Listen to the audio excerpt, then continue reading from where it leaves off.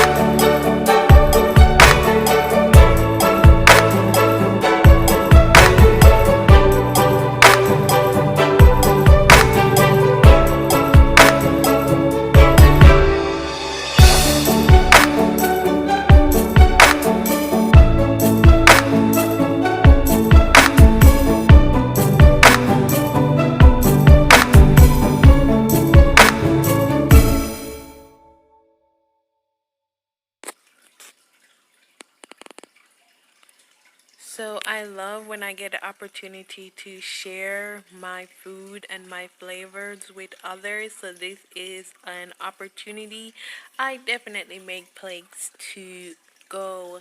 Look at this spread that we had. We had some honey lemon rib tips. We had some curry oxtail. We had fried chicken and that punch. Oh my god, that punch was so delicious.